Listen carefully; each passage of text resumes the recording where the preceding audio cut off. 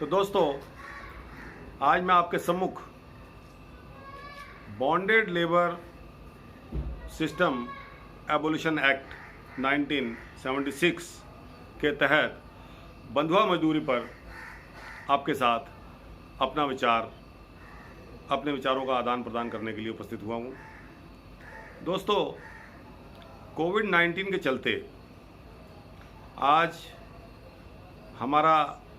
देश भारत ही नहीं अपितु संपूर्ण विश्व बर्बादी के इस कगार पर आ चुका है कि हर इंसान अपने आप को असुरक्षित महसूस कर रहा है। मैं आज उन बंधुआ मजदूरों की बात करना चाहता हूं जो बेचारे अपना होम टाउन छोड़कर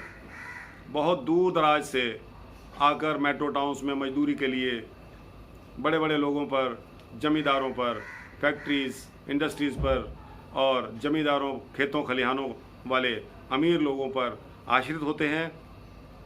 कहीं कमरा लेकर के बेचारे अपना आजीविका पालन करते हैं और अगर कुछ बच जाता है तो अपने गांव में वो मनी ऑर्डर करके, और आजकल तो ई ट्रांसफ़र सिस्टम हमारे इतने हो गए हैं कि वो अपने घरों में भेज देते हैं। लेकिन दोस्तों, जब से लॉकडाउन की समस्या हमारे सामने खड़ी हुई है, सिर्फ भारत में ही नहीं, हमने देखा है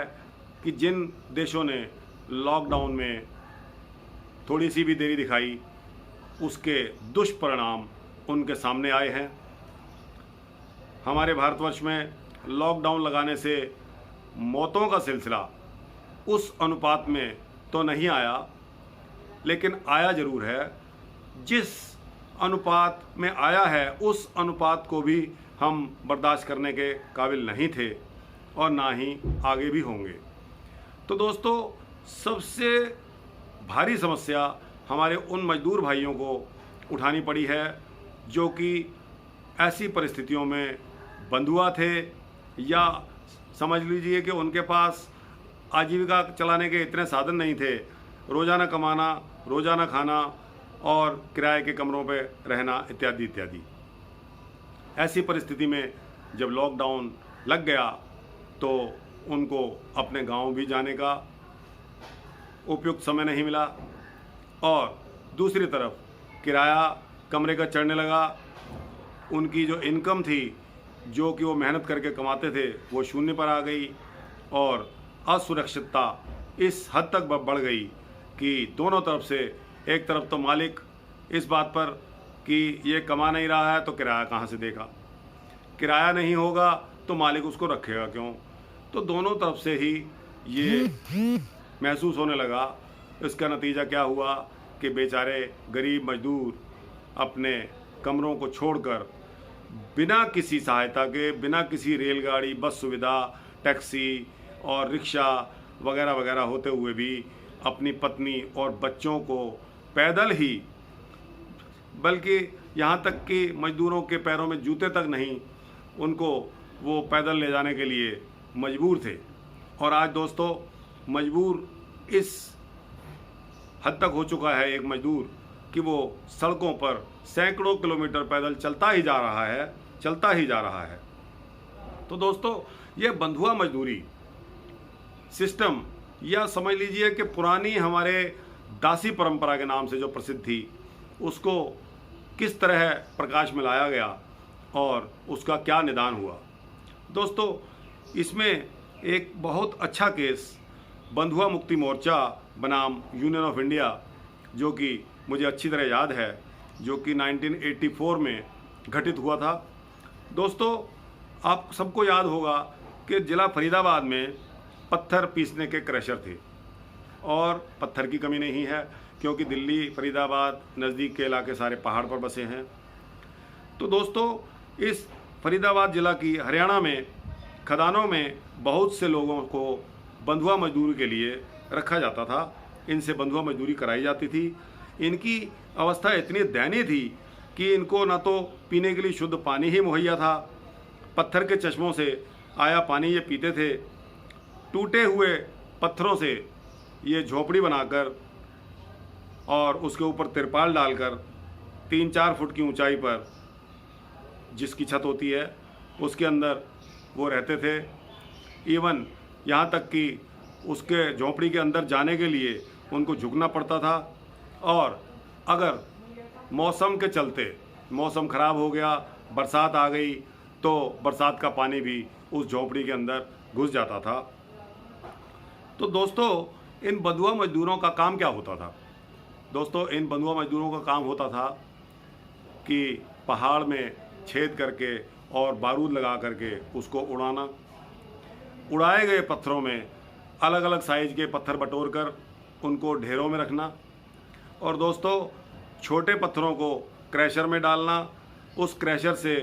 स्टोन डस्ट तैयार करना, इत्यादि इत्यादि इन लोगों के काम होते थे। और दोस्तों ये इतना हैवी ड्यूटी काम था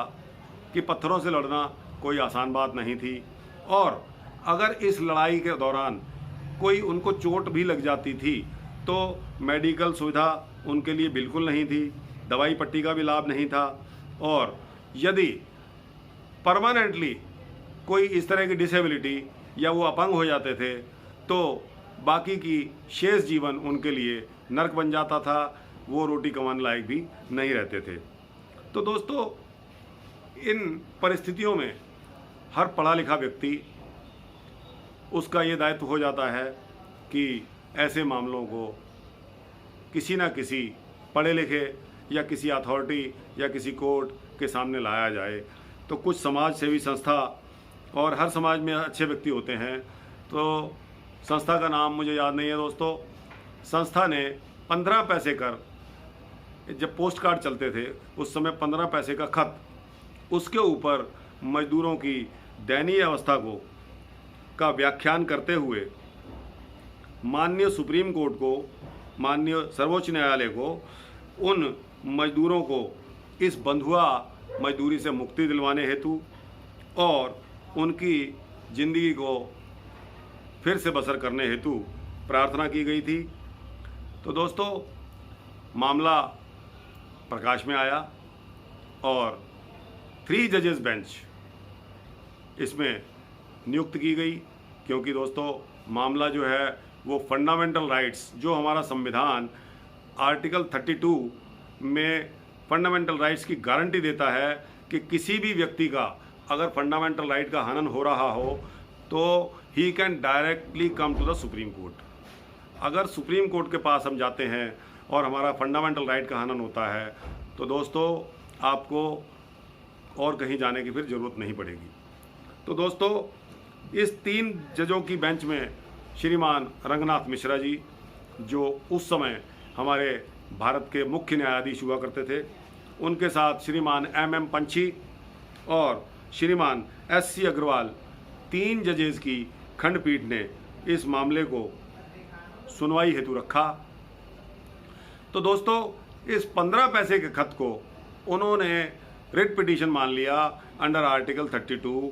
कि हाँ भाई, इसमें जो मामला है प्राइमा फेसाई यानी कि प्रथम दृष्टया जो है वो फंडामेंटल राइट्स के मौलिक अधिकारों के हनन का बनता है। तो जनाब, इसमें नोटिस इशू किए गए, और नोटिस इशू के साथ साथ हमारे 2 वरिष्ठ अधिवक्ता, जिनमें श्रीमान पटनायक साहब, जिनका नाम SC पटनायक, जिनको commissioner of inquiry SC Patwardhan साहब, और श्रीमान कृष्ण महाजन साहब, जिनको इंक्वायरी हेतु मामला दिया गया जिसमें बॉन्डेड लेबर एबोलिशन एक्ट की धज्जियां उड़ाई जा रही थी। और दोस्तों, ये जब इंक्वायरी हेतु पटवर्धन साहब की रिपोर्ट पर दाखिल हुआ मामला, तो सुप्रीम कोर्ट में भी एक तरह का हड़कंप मच गया। सुप्रीम कोर्ट ने मामले को तुरंत डिस्पोज ना करते हुए उसको मॉनिटरिंग के लिए रख दिया, और सुप्रीम कोर्ट ने इस मामले में श्री लक्ष्मीधर मिश्रा, जो कि लेबर सेक्रेटरी थे, उनको कमिश्नर अपॉइंट करते हुए इस मामले को उन्होंने फिर दोबारा असाइन किया कि इसको इस मामले की छानबीन करके इसकी इन्वेस्टिगेशन रिपोर्ट बना करके इसमें कितने मजदूर हैं, इसमें पूरी तफ्तीश कोर्ट के सम्मुख लाई जाए। तो दोस्तों, इस दौरान बंधुआ मुक्ति मोर्चा ने एक याचिका दाखिल करी जिसमें उन्होंने सुप्रीम कोर्ट में कहा कि यहाँ फंडामेंटल राइट्स का हनन हो रहा है। इस चीज़ को देखते हुए माननीय सुप्रीम कोर्ट ने 21 डायरेक्टिव यानी कि 21 directions were issued in this case. उन डायरेक्शंस में उन मजदूरों के वेजेस के बारे में, उन मजदूरों के बच्चों की स्कूलिंग, उनकी एजुकेशन के बारे में, उन बच्चों को, उनकी फैमिली मेम्बर्स को, उनके मेडिकल ट्रीटमेंट के बारे में, उनको पीने वाले पानी के बारे में और उनको मनोरंजन के साधन वगैरह जो कि उनको नहीं मिल रहे थे के बारे में इंक्वायरी करने के लिए कहा गया था। और क्योंकि उन बंधुआ मजदूरों को जो लोन दिया गया था वो इतना अधिक रेट पर था कि जो कि वो मजदूर नहीं अदा कर पा रहे थे। तो दोस्तों, ये बंधुआ मजदूरी सिस्टम यानी कि बॉन्डेड लेबर एबोलिशन एक्ट 1976 के तहत बंधुआ मजदूर को मुक्ति प्रदान की जाती है अगर इस दौरान चलते हुए अगर बंधुआ मजदूर ने किसी तरह की सुविधा ले रखी है यानी कि एकोमोडेशन या कमरा, रहने का स्थान, तो वो भी उसको वापस करने की ज़रूरत नहीं है इन हालात में। दोस्तों, मैं आपसे अपील करता हूँ कि इस तरह की कोई कंडीशन आप अपने देश में कहीं भी देखें जहाँ पे अत्याचार हो रहा है मजदूरों के साथ में, उनको बहुत कम पे किया जा रहा है, उनको ज़्यादा समय तक काम कराया जा रहा है, उनके ऊपर जुल्म ढाए जा रहे हैं, उनको मजबूर किया जा रहा है, और यदि काम के चलते इस दौरान इनकी मृत्यु हो जाती है तो फिर उनके बच्चे और स्त्रियों को काम के लिए मजबूर किया जा रहा है। अगर इस तरह का मामला आपके सम्मुख आता है तो ज़रूर आप directly article 32 of our Indian constitution says the violation of fundamental rights, जहां फंडामेंटल राइट्स की वायोलेशन होती है दोस्तों, आप शिकायत दर्ज करवा सकते हैं। आज के लिए दोस्तों इतना ही, और फिर मिलेंगे।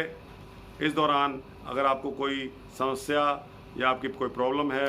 तो आप मेरा संपर्क नोट कर सकते हैं। मेरा संपर्क नंबर है 9810016350। तो दोस्तों, इसके अलावा मेरे और भी क्रिमिनल लॉ और फैमिली लॉ के ऊपर में मेरे YouTube पर वीडियो लोडेड हैं, आप देखना चाहें तो देख सकते हैं। धन्यवाद।